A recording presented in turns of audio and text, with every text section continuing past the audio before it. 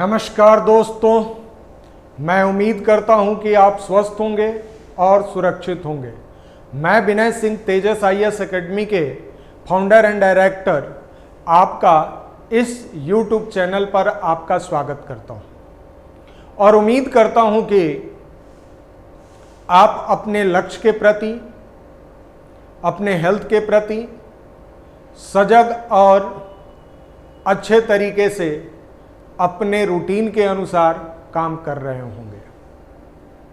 आज जिस टॉपिक पे डिस्कशन करने वाले हैं, इस पेंडेमिक यानी इस महामारी के इरा में सभी लोगों की चाहे आर्थिक स्थिति है या मानसिक स्थिति है, सभी कहीं ना कहीं वो थोड़ा सा डैमेज हुआ है और कहीं ना कहीं वो मानसिक परेशानियों को पैदा किया है। इसी सीक्वेंस में तेजस आईएएस एकेडमी ने स्टूडेंट के भविष्य के लिए, जो पिछले अगर 1.5 सालों में देखा जाए तो पढ़ाई का जो लेवल था ऑनलाइन था, जिसकी वजह से बहुत अच्छे से स्टूडेंट पढ़ाई नहीं कर पाए, जिसकी वजह से आपको मैं बता दूं कि स्टूडेंट मानसिक रूप से काफ़ी परेशान है कि उनका करियर का क्या होगा। इसीलिए तेजस आईएएस एकेडमी ने इस पेंडेमिक के, जो कहा जाता है कि आपदा को अवसर में कन्वर्ट करने के लिए एक ऐसा प्रोग्राम लाया है जो आपके बच्चे और जो स्टूडेंट देख रहे हैं उन सभी के लिए फ्यूचर की एक बहुत बड़ी प्लानिंग है। और वह एक ऐसी प्लानिंग है जो तेजस आईएएस एकेडमी के ऑफलाइन क्लासेस से शुरू होता है। और यह कोर्स एक ऐसा कोर्स है जो आपको बेरोजगार होने से बचाएगा, यानी आपको बेरोजगार होने नहीं देगा। इसलिए आज हम इस कोर्स के विषय में अच्छे तरीके से पढ़ेंगे और जिस स्टूडेंट को जोश, जुनून और जिद है, वही इतिहास बदलेगा। और उस इतिहास बदलने के लिए जो समय बीत गया है उससे सीख लेनी चाहिए। और हमेशा जो पास्ट होता है प्रेजेंट को डिफाइन करता है और प्रेजेंट जो है वो हमेशा फ्यूचर को डिफाइन करता है। इसलिए प्रेजेंट में रहकर उन सभी तैयारियों को बहुत अच्छे से करना है, जिससे कि आने वाले दिन आपके लिए और सभी के लिए अच्छे हो। इसी सीक्वेंस में मैं आपको बताना चाहूंगा कि तेजस आईएएस एकेडमी ऐसा क्या प्रोग्राम लेकर आया है। इसी सीक्वेंस में मैं आज बात करने आया हूं। तो चलिए, यूपीएससी सीएससी जिसमें हम आईएएस की प्रिपरेशन कराएंगे, और यह आईएएस की प्रिपरेशन में result oriented CSC programme, strategy and planning. ये ध्यान देना, सीएससी, और ध्यान देना कोई स्टूडेंट कहते हैं कि यूपीएससी बहुत टफ है, वो हमसे हो नहीं सकता है। तो मैं ये कहना चाहता हूं कि एक लंबी जर्नी जो होती है एक छोटे से स्टेप से शुरू होती है।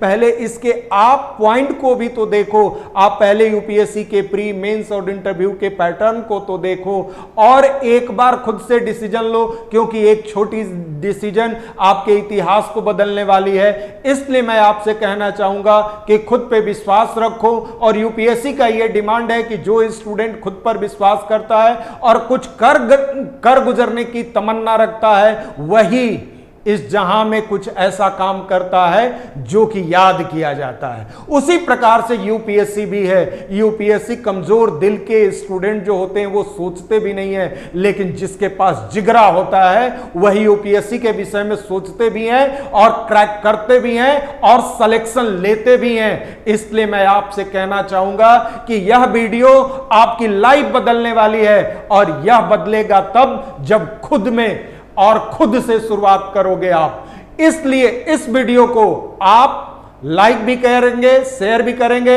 और खुद में कहा जाता है भगवान सबको सफल बनाए, सबको सारी उनकी मुरादें पूरी करें, शुरुआत हमसे करें। इसलिए आज शुरुआत करनी है, और इस शुरुआत ऐसी करनी है कि एक दिन यह खामोशी सफलता के रूप में पूरे कायनात में आपका नाम रोशन कराएगा। इसलिए इस स्ट्रेटजी और प्लानिंग को बड़े अच्छे तरीके से समझने की कोशिश करना और डे बाय डे जिस दिन यह समझ लेना उसी दिन इंप्लीमेंट करना शुरू कर देना।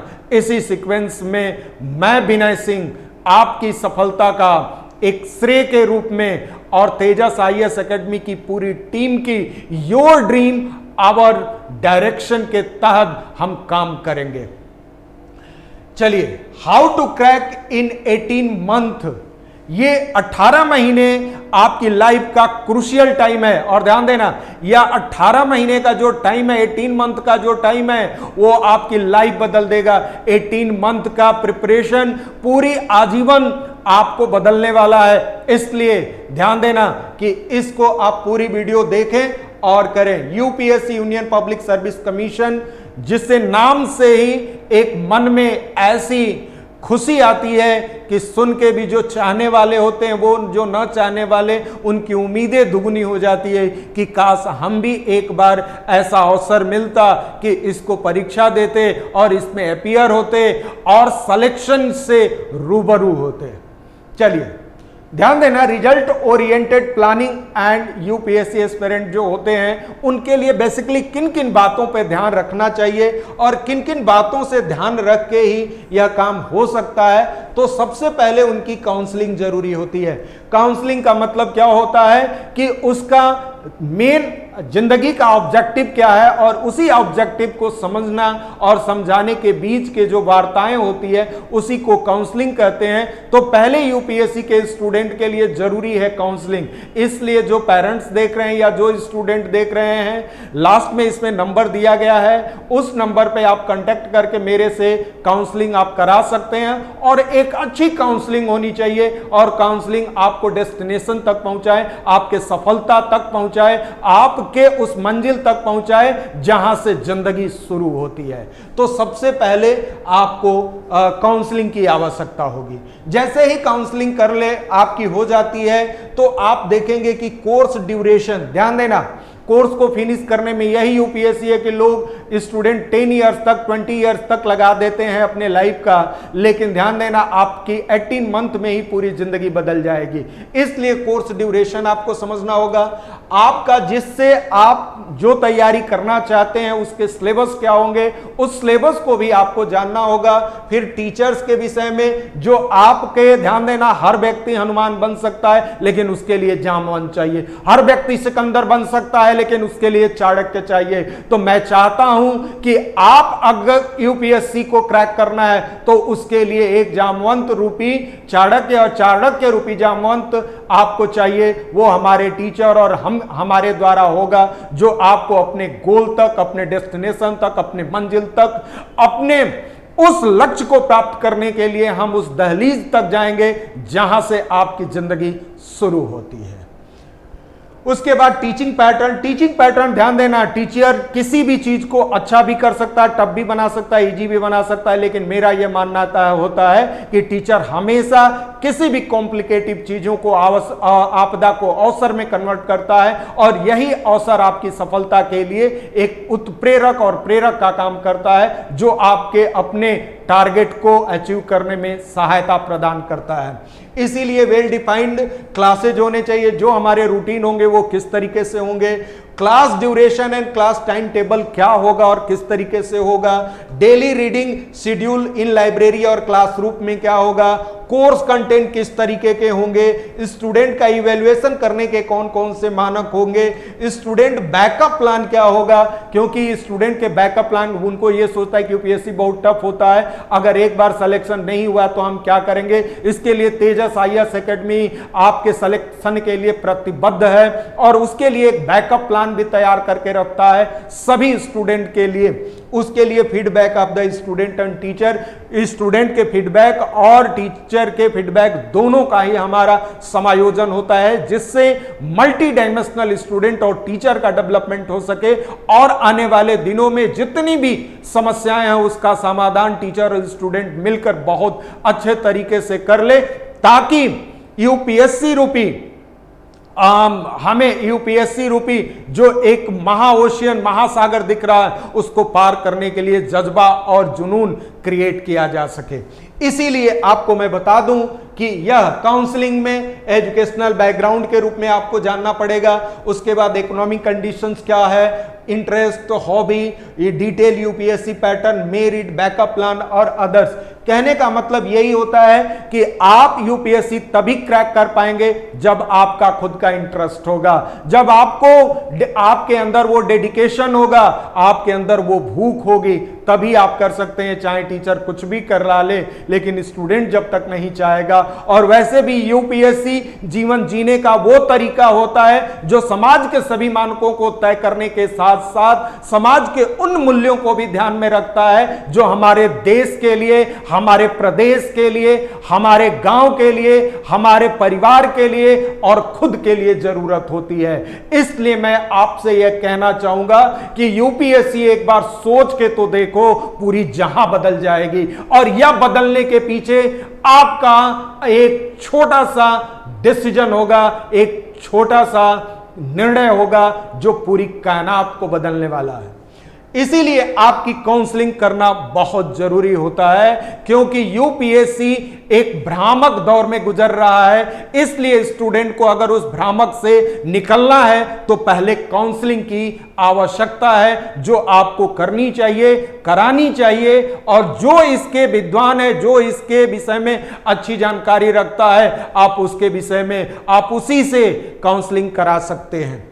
इसी के साथ मैं आपको बता दूं कि यह कोर्स ड्यूरेशन जो होगा वह बेसिकली 18 मंथ का होगा। और इस 18 मंथ में जो हमारा कोर्स का जो पहला बेसिक होगा, वो ध्यान देना कि कोई भी स्टूडेंट पीएचडी करके आया है या +2 करके आया, 10th करके आया है, अगर वो यूपीएससी के लिए सोचता है, सबसे आइडियल कंडीशन यूपीएससी के विषय में सोचने के लिए 10th पास होनी चाहिए। क्योंकि 10th पास के बाद हम क्या करते हैं, अपनी स्ट्रीम डिफाइन करते हैं और उसी स्ट्रीम के अकॉर्डिंग आगे कैरियर हम परिभाषित करते हैं। इसीलिए आफ्टर 10th आपको यूपीएससी का प्रिपरेशन अगर आप करते हैं या आप पीएचडी करके आए हैं या कोई भी कोर्स के, तो तेजस आईएएस एकेडमी आपके लिए एक फाउंडेशन कोर्स चलाता है जिसको बेसिक कंसेप्ट बिल्डिंग क्लासेज जिसको कहते हैं, जिसमें क्लास 6 से लेकर 12 तक की एनसीईआरटी 3 मंथ में खत्म की जाती है। और यही नहीं, इस 3 महीने के दौरान आपके प्री बेस पे एनसीईआरटी के प्री टेस्ट होते हैं, मेंस पैटर्न पे टेस्ट होते हैं और इसके लिए एक प्रेजेंटेशन की भी आवश्यकता होती है। स्टूडेंट एक बुक का प्रेजेंटेशन देता है, उससे हम उसकी body language, way of presentation, communication skill, इन सारी चीजों को ध्यान में रखते हैं ताकि आने वाले दिनों में यूपीएससी में पर्सनालिटी टेस्ट या इंटरव्यू हो तो वो किसी भी तरह का प्रॉब्लम ना क्रिएट हो सके और बच्चे का मल्टी डायमेंशनल डेवलपमेंट हो सके। इसीलिए बेसिक कंसेप्ट क्लास के लिए 3 मंथ प्रोग्राम जो होता है वो हमारा एनसीईआरटी होता है। और एनसीईआरटी पढ़ने का अपना एक तरीका होता है, और जो स्टूडेंट एनसीईआरटी नहीं पढ़ा उसका यूपीएससी में कभी सिलेक्शन नहीं हो सकता है। और यूपीएससी के अगर एनसीईआरटी आप पढ़ते हैं तो लगभग यूपीएससी का 40 से 60% कोर्स कंप्लीट हो जाता है। और आपकी लेखन शैली के साथ साथ जो लॉ ऑफ कनेक्टिविटी है, जो इंटर रिलेशंस अगर हम सब्जेक्ट का देखें, वो सभी इसमें पूरा हो जाता है अगर टीचर अच्छे से और स्टूडेंट अच्छे से मल्टी डायमेंशनल अप्रोचेज के साथ अगर एनसीईआरटी का स्टडी करा जाए और किया जाए तो ऑब्वियस है कि वो सभी मानकों को पूरा कर देगा जो यूपीएससी का मानक है। उसके बाद हमारा सीसेट का कोर्स होता है जो 2 मंथ का, जो अक्सर ये क्वालिफाइंग होता है लेकिन अक्सर इसमें स्टूडेंट फेल हो जाते हैं, इसलिए हमारा 2 मंथ का प्रोग्राम। और 2 मंथ के बाद ये जो 16 मंथ होगा उस पे रिवीजन और टेस्ट सीरीज रहेंगे। और यही नहीं, जो जनरल स्टडीज है, जनरल स्टडीज 8 मंथ में कंप्लीट किया जाएगा, उसी के पैरेलल आपको ऑप्शनल सब्जेक्ट भी कराया जाएगा ताकि आपका ऑप्शनल और जीएस पे इंटर रिलेशंस के साथ साथ मल्टी डायमेंशनल अप्रोच के साथ साथ और इंटरलिंकिंग बिटवीन 2 और मोर देन सब्जेक्ट के साथ साथ आपका इंक्लूसिव ग्रोथ हो ताकि यूपीएससी के सभी मानकों को आप पूरा कर सके। इसी के साथ हमारा प्री का रिवीजन आप देखेंगे, प्री का रिवीजन 2 मंथ होगा और मेंस का रिवीजन 3 मंथ होगा। यह पूरा कोर्स जो है 18 मंथ का डिफाइन है और जो स्टूडेंट इस मानकों को पूरा करेगा आने वाली दुनिया उसकी अपनी होगी। इसी के साथ आप देख लें कि ये सिलेबस की अगर बात करते हैं तो प्री का सिलेबस आपको वेल डिफाइंड होनी चाहिए। डिटेल सिलेबस ध्यान देना, ये डिटेल सब्जेक्ट वाइज सिलेबस क्या है, यूपीएससी किन किन सब्जेक्टों को किस तरीके से सिलेबस दिया है। उसके बाद टॉपिक वाइज सिलेबस क्या होना चाहिए, सी सेट में बेसिकली क्या पढ़ना चाहिए। उसके बाद मेंस के सिलेबस क्या होंगे, कंपल्सरी पेपर के सिलेबस क्या होंगे, एसए का पेपर कैसा होगा, जीएस पेपर वाइज सब्जेक्ट का क्या सिलेबस होगा और ऑप्शनल पेपर का ऑप्शनल सब्जेक्ट जो होगा उसका सब्जेक्ट के सिलेबस क्या होगा। ये सारी डिटेल हम लोग पहले स्टडी करेंगे और उसके बाद देखेंगे कि इसके लिए किस तरीके से अपनी स्ट्रेटजी बनाई जा सके। तो ध्यान देना, सिविल सर्विसेज एग्जाम पैटर्न जो होता है ये प्री होता है जिसमें 2 पेपर होता है, जनरल स्टडीज और सिविल सर्विसेज एप्टीट्यूड टेस्ट होता है। ये एप्टीट्यूड टेस्ट जो होता है वो बेसिकली क्वालिफाइंग होता है, जो प्रीवियस वीडियो में मैंने बना कर दिया है, आप यूट्यूब पे आप देख लीजिएगा, हमारे चैनल पे आप आए हैं तो उसमें आप प्रीवियस और लिंक भी मैं दे दूंगा। तो इसलिए ध्यान देना कि ये पूरा पैटर्न जो है वो आप देख सकते हैं। उसके बाद मेन सब्जेक्ट में आप मेन एग्जाम में क्या होता है कि 9 पेपर होते हैं, 2 कंपल्सरी पेपर्स होते हैं, 2 कंपल्सरी पेपर में हिंदी और इंग्लिश होता है, एक एसे का पेपर होता है, जनरल स्टडीज के 4 पेपर होते हैं, ऑप्शनल के 2, एक सब्जेक्ट ऑप्शनल होगा जिसके 2 पेपर होंगे।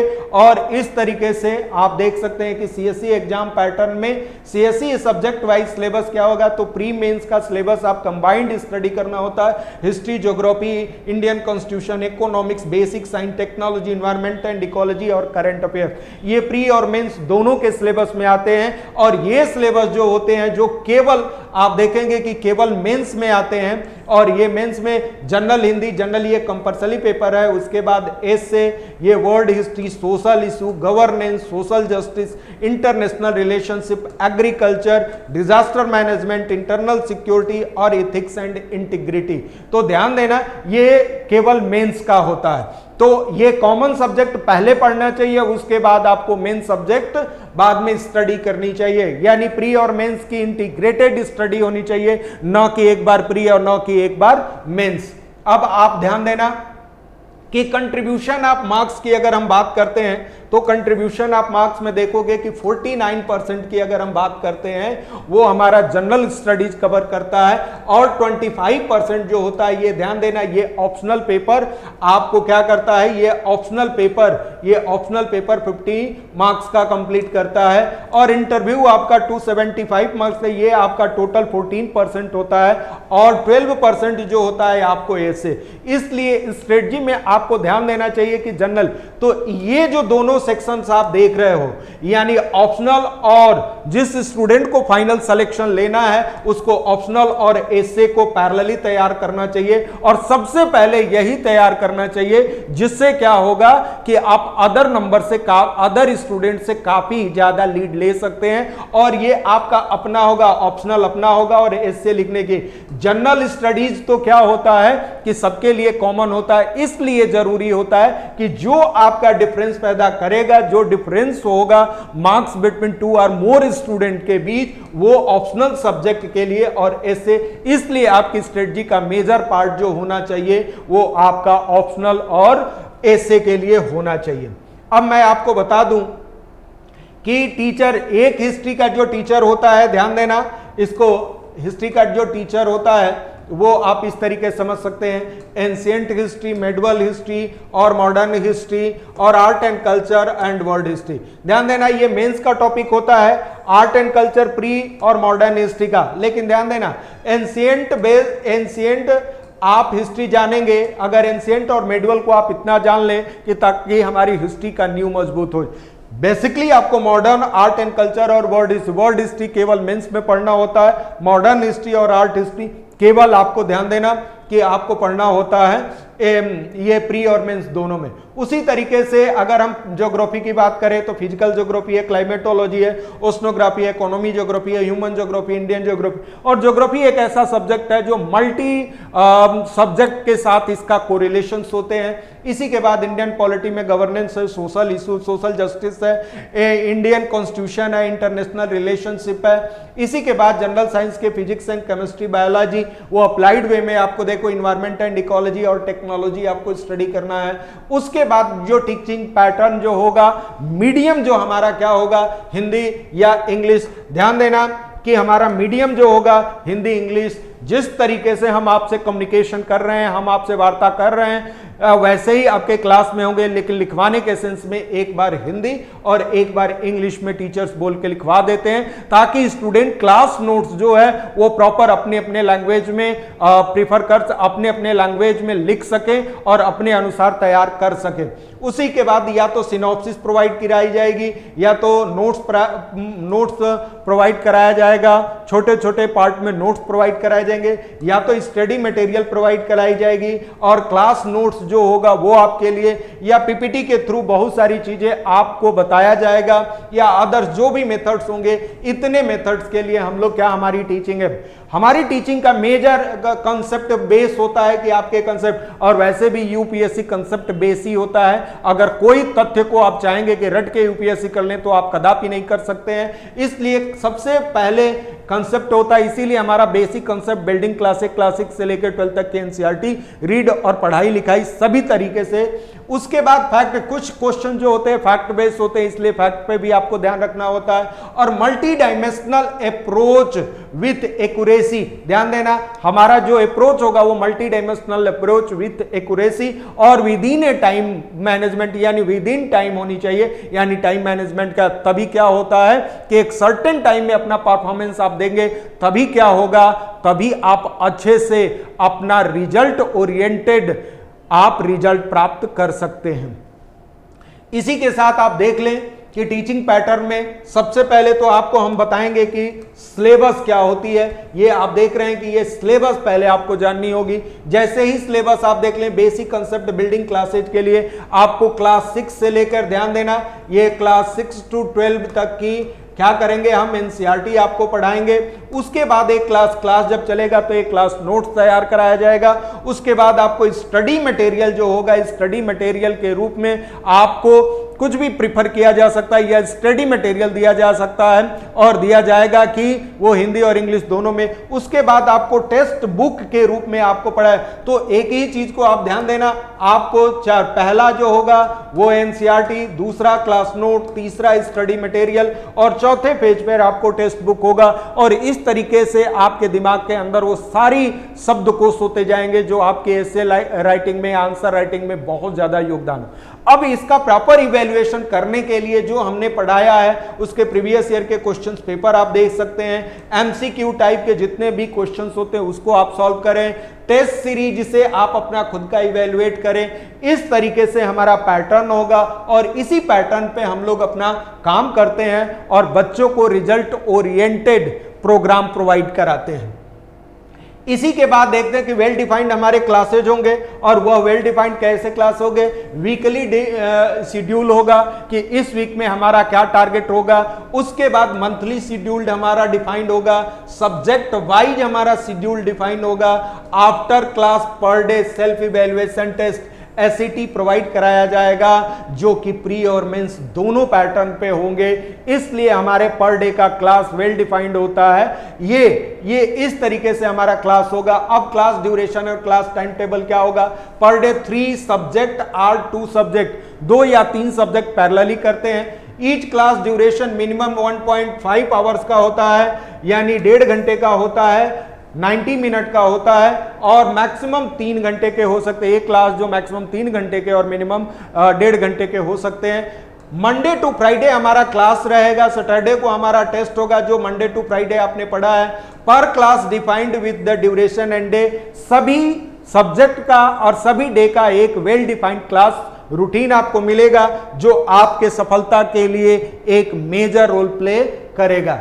इसी के बाद daily reading schedule in library और क्लासरूम में किस तरीके से प्रोग्राम होना चाहिए, तो डेवलप रीडिंग सिटिंग कैपेसिटी। आपको ज्यादा से ज्यादा आप क्लासरूम में आते हैं तो क्लासरूम के साथ साथ आपको लाइब्रेरी में, क्योंकि हमारे यहाँ लाइब्रेरी की भी फैसिलिटीज है, तो ध्यान देना कि उसमें आपको बैठ के पढ़ना होगा।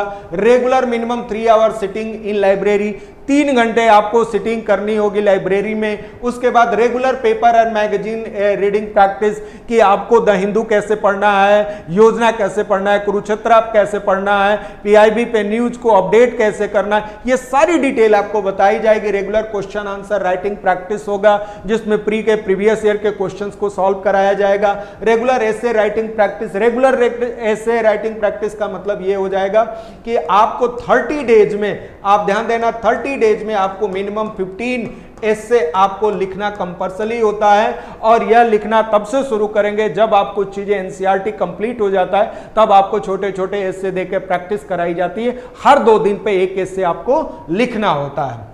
अब उसके बाद रेगुलर 1 टॉपिक डिस्कशन होते हैं। 1 टॉपिक में कोई नेशनल इशूज आया है, नेशनल या इंटरनेशनल इशूज आया है। अभी आप देखोगे कि मानसून सेशन चल रहा है, उसमें कौन से बिल आ रहे हैं, बिल का क्या मुद्दा है, उसके प्रोस कौन क्या है, यूपीएससी किस तरीके से इस पे क्वेश्चन एराइज कर सकता है, इन सारी डिटेल का हम क्लास में डिस्कशन करेंगे। 1 टॉपिक पर डे, वो लाइब्रेरी वाले पीरियड में होगा, क्लासरूम में नहीं होगा।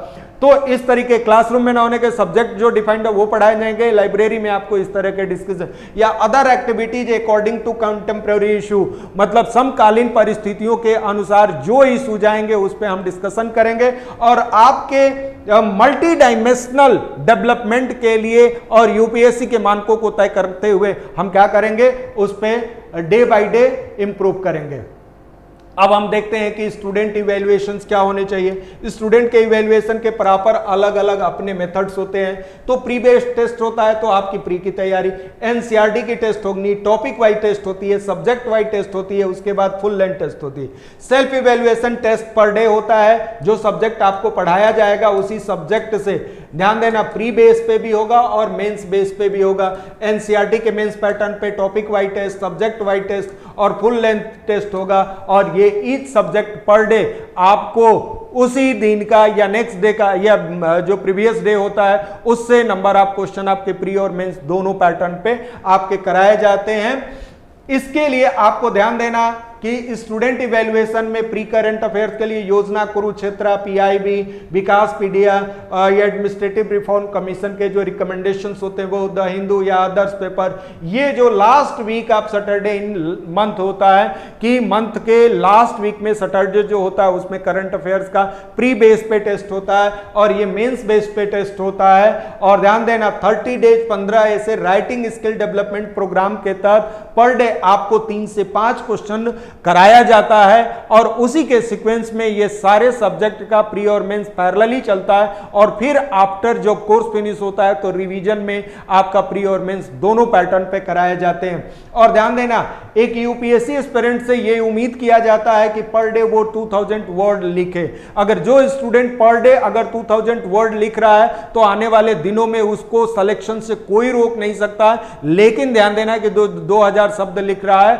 वो सही, सटीक और ग्रामेटिकली सही, व्याकरण की दृष्टि से सभी तरीके से सही और संगत हो। इसी के साथ मैं आपको बता दूं कि यूपीएससी के लिए बैकअप प्लान क्या होना चाहिए।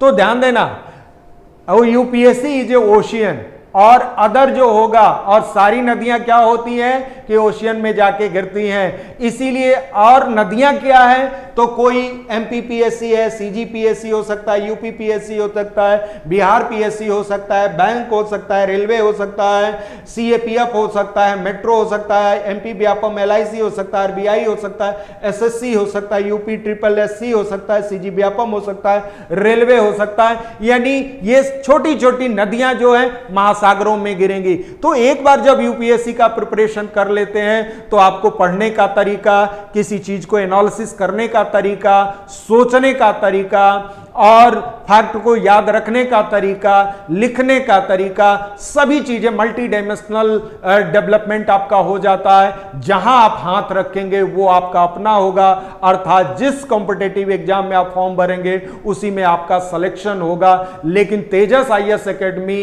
जिस यूपीएससी की तैयारी कराने के साथ साथ जिस स्टेट में आप हो उस स्टेट की पीएससी भी तैयारी कराता है, वो भी फ्री ऑफ कॉस्ट में कराता है, ताकि आने वाले दिनों में तेजस आईएएस एकेडमी का कोई भी स्टूडेंट असफल ना हो और बेरोजगार ना हो। उसके लिए तेजस आईएएस एकेडमी और उनकी पूरी टीम बैकअप प्लान के लिए सारी स्ट्रेटजी बना के रखता है, ताकि आने वाले दिनों में आप एक सफल और क्या हो सके, एक अपने लक्ष्य को प्राप्त करने के लिए पूरी तरीके से तैयार हो जाए।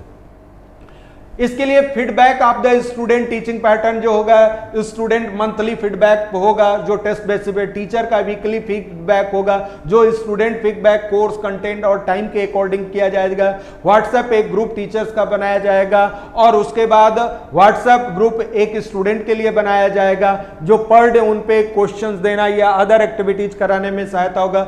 स्टूडेंट अगर स्टूडेंट का फीडबैक बैड आता है यानी बुरा आता है तो उनको एक्स्ट्रा डाउट क्लियरिंग क्लासेज भी दी जाएगी, ताकि आने वाले दिनों में वो अपनी जितनी कमियां वो सभी चीजों को इंप्रूव कर सके।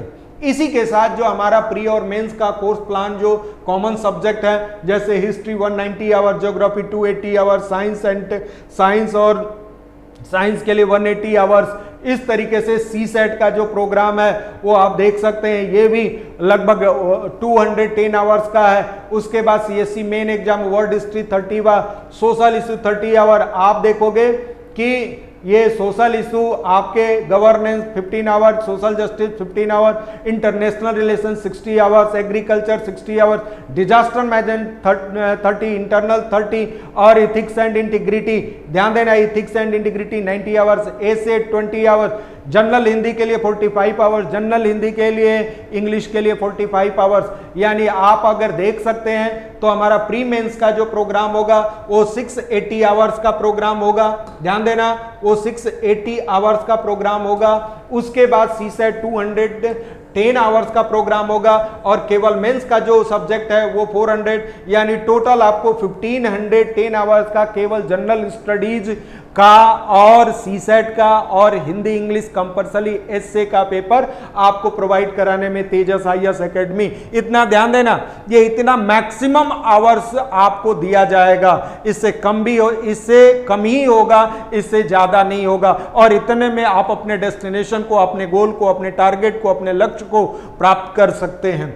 इसी के साथ मैं आपको बता दूं कि ऑप्शनल सब्जेक्ट पेपर 1 को 200 आवर्स और पेपर सेकंड को 190 आवर्स, यानी टोटल 390, लगभग 400 आवर्स जो होता है वो हमारा क्या होगा कि आपका 390 आवर्स जो होगा वो ऑप्शनल का होगा। इस ऑप्शनल को हम जीएस के पैरेलल ही चलाते हैं, ताकि आने वाले दिनों में उसका प्रॉपर रिवीजन, क्वेश्चन का पैटर्न, लिखने के सीक्वेंस, राइटिंग स्किल डेवलप किया जा सके। इसी के साथ आपको बता दूं कि सीएससी कंप्लीट स्टडी जो होगा 90 आवर्स में होगा। 90 आवर्स में हम 1900 आवर्स में कराया जाएगा, जो एक्सपर्ट फैकल्टी के द्वारा किया जाएगा, जो कि अपने आप में एक अनुभव रखते हैं और यूपीएससी से बहुत अच्छे तरीके से परिचित हो। तो हमारा टोटल कोर्स जो है 1900 यानी 1900 आवर्स का, ये 1900 आवर्स आपकी लाइफ को बदलने वाला है, जो हम 19 मंथों में, 18 मंथों में इसको कंप्लीट करेंगे। और इसी के साथ मैं आपको बता दूं कि अब आपको जनरल स्टडी जो है उसको पढ़ने का जो तरीका हम लोग जो डेवलप किए हैं कि जनरल स्टडीज का क्या क्या होना चाहिए। तो जनरल स्टडीज खासकर मेंस में आपको पता है कि 4 पेपर है, 4 पेपर है। तो आप देखेंगे कि पेपर फर्स्ट की बात करें तो इसमें हिस्ट्री है, ज्योग्राफी है और इंडियन सोसाइटी है। ये ध्यान देना, इंडियन सोसाइटी। ज्योग्राफी में आपको इंडियन कॉन्स्टिट्यूशन है, ध्यान देना, ये इंडियन पॉलिटिकल सिस्टम, यानी इंडियन पॉलिटिकल सिस्टम में ध्यान देना, इंडियन पॉलिटिकल सिस्टम में आप देखेंगे इंडियन कॉन्स्टिट्यूशन है, ये गवर्नेंस है, सोशल जस्टिस है और इंटरनेशनल रिलेशनशिप है। उसके बाद पेपर 3 में आप देखेंगे कि साइंस एंड टेक्नोलॉजी है, इन्वायरमेंट एंड इकोलॉजी है, इकोनॉमिक्स है, इंटरनल सिक्योरिटी है, डिजास्टर मैनेजमेंट है, एग्रीकल्चर है, और चौथा पेपर में इथिक्स एंड इंटीग्रिटी है। ध्यान देना, इथिक्स एंड इंटीग्रिटी। सबसे पहले आप इथिक्स एंड इंटीग्रिटी आप तैयार कर लेते हैं तो 250 मार्क्स यहां से गेन हो जाएगा। अगर जनरल स्टडीज की प्रॉपर स्ट्रेटजी बनाना है तो सबसे पहले इथिक्स एंड इंटीग्रिटी, उसके बाद आपको पेपर सेकंड आप अच्छे तरीके से तैयार कर लें, उसके बाद पेपर फर्स्ट तैयार कर लें, और लास्ट में पेपर 3 को आप सीक्वेंस दे। इसके पैरेलली आप एसे को भी पैरेलली अच्छे तरीके से कर लेंगे तो आने वाले दिनों में बहुत अच्छे तरीके से आपका क्या हो जाएगा, आप सिलेक्शन की लिस्ट में रहेंगे। इसी के साथ मैं आपको बता दूं कि इन नंबरों पर आप अपनी काउंसलिंग करा सकते हैं, व्हाट्सएप करके आप सारा डिटेल भी प्राप्त कर सकते हैं। हमारा नेक्स्ट बैच बहुत जल्दी ही शुरू हो रहा है, लेकिन अभी काउंसलिंग और रजिस्ट्रेशन चल रहा है, इसलिए जिस स्टूडेंट को अपनी पूरी तैयारी सफल और सटीक और सही में आपको सिलेक्शन लेना है तो एक बार जरूर विजिट करें और आप अपने लक्ष्य को प्राप्त करें। और इसी के साथ मैं आपसे विदा लेता हूं। उम्मीद करता हूं कि आप अपने लक्ष्य के प्रति बहुत सटीक और दृढ़ता के साथ सोचेंगे और इस पे इंप्लीमेंट करेंगे। इसके लिए तेजस आईएएस एकेडमी आपके साथ है और हमेशा साथ में रहेगा। आपको फॉर्म फिलअप से लेकर और टिल सिलेक्शन तक आपके साथ मैं रहूंगा और हमारी पूरी टीम रहेगी। इसी के साथ मैं आपसे विदा लेता हूं कि इस आपदा के बाद आप चिंतित न होइए। आपके सामने और आपके साथ तेजस आईएएस एकेडमी खड़ा है और आपको सिलेक्शन तक पहुंचाएगा। यह हमारी जिम्मेदारी है, लेकिन उस जिम्मेदारी में कदम से कदम आपको चलना पड़ेगा। इसी के साथ आप तभी सिलेक्शन ले पाएंगे। और इसी के साथ मैं विदा लेता हूं। उम्मीद करता हूं कि आपको अच्छे तरीके से समझ में आया है और आप इन नंबरों पे जरूर कम्युनिकेशन या कम्युनिकेट करें और अच्छे से आप तैयारी करना शुरू करें। Thank you very much.